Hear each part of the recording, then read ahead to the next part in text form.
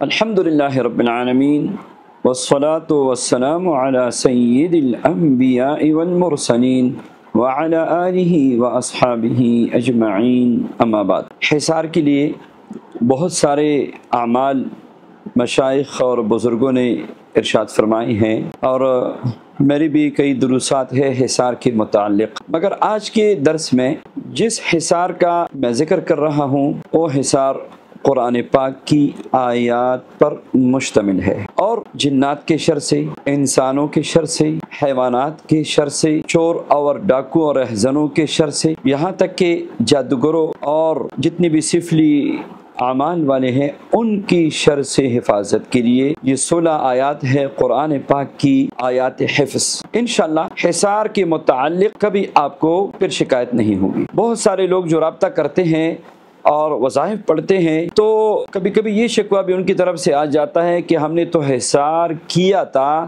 تب بھی ہمارے بچوں کو جنات تنگ کر رہے ہیں، یا مجھے تکلیف دے رہے ہیں، یا وظیفے کی رجعت ہو گئی ہے۔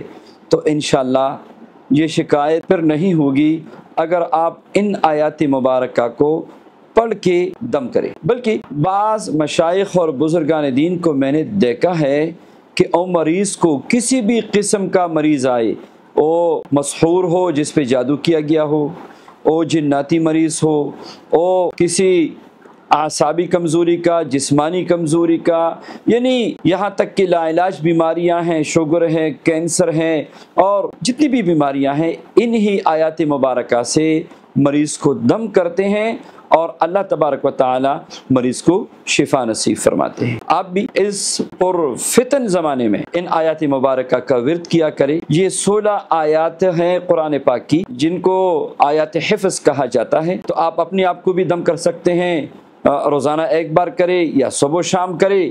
اس میں نہ عامل بننے کی ضرورت ہے، نہ چلہ کشی کی ضرورت ہے، بس ان کو پڑھ کے دم کرے اور اللہ تبارک و تعالی پہ یقین رکھے۔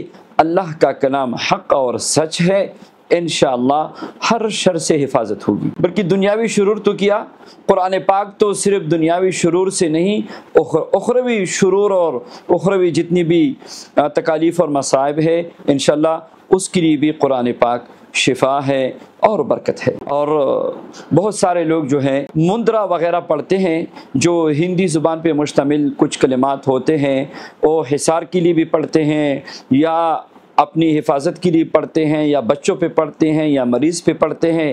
یاد رکھیے ایسے الفاظ، ایسے کلمات، ایسے جملے جس کا یا تو مطلب معلوم نہیں ہے، یا جس میں ایسے کلمات ہے جو مبہم ہے، کوئی معنی نہیں رکھتا، لہٰذا ایسے کلمات سے خدا را پرہیز کریں۔ عاملین حضرات کی خدمت میں یہ عرض ہے کہ اپنی آخرت کو بھی بچائے، اپنی ایمان کی حفاظت کی بھی فکر کرے، اور کبھی ایسے اعمال و وظائف نہ خود کرے نہ کسی کو دیا کرے جس کا معنی مطلب معلوم نہیں، جو شریعت کے سراسر خلاف ہوتے ہیں۔ یہ ہمیشہ تقریباً ہر درس میں میری نصیحت رہتی ہے کہ سب سے قیمتی سرمایہ وہ ہے ایمان۔ تو جنات کے شر سے حفاظت کے لیے اگر آپ شرکیہ کلمات پڑھتے ہیں، پتہ نہیں حفاظت ہو جائے گی کہ نہیں، مگر یہ بات یقینی ہے کہ ایمان سے ہاتھ دھو بیٹھیں گے۔ تو اس لیے اپنی ایمان کی فکر کریں، یہ ہمارے پاس سب سے قیمتی سرمایہ ہے۔ اور جادوگروں اور اس طرح کی سفلی عملیات سے اور ان لوگوں سے دور رہیے۔ ان کی حوصلہ شکنی ہوگی، جب کوئی اس کے پاس جائے گا نہیں تو خود یہ بھی بیزار ہو جائیں گے۔ تو اس لیے صحیح علماء سے اپنا تعلق جوڑے رکھیے اور ان کی صحبت کو اختیار کیجیے۔ آئیے، بات لمبی ہوتی جا رہی ہے، ان آیات مبارکہ کو میں پڑھتا ہوں، آپ سن بھی لی، انشاءاللہ سننے سے بھی فائدہ ہوگا، اور اسکرین پہ آپ کو نظر آ رہی ہے، اس کو آپ نوٹ بھی فرمائیں۔ اعوذ باللہ من الشیطان الرجیم، بسم اللہ الرحمن الرحیم، ولا يؤوده حفظهما وهو العلی العظیم۔ یہ آیت نمبر 1۔ آیت نمبر 2، فاللہ خیر حافظا وهو ارحم الراحمین۔ آیت نمبر 3، وحفظا من کل شیطان مارد۔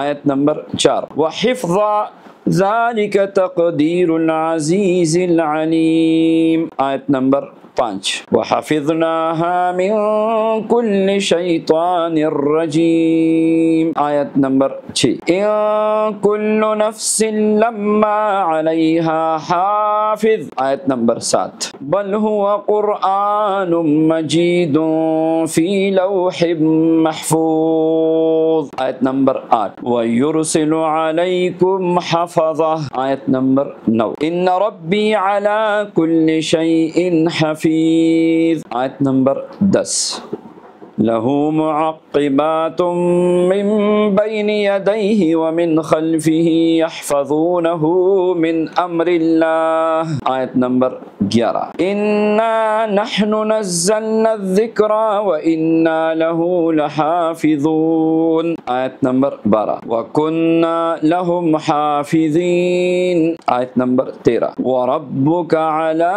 كُلِّ شَيْءٍ حَفِيظٌ آیت نمبر 14 اللہ حفیظ علیہم وما انت علیہم بوکیل آیت نمبر 15 وعندنا کتاب حفیظ آیت نمبر 16 وَإِنَّ عَلَيْكُمْ لَحَافِظِينَ الحمدللہ یہ 16 آیات مبارکہ ہو گئی.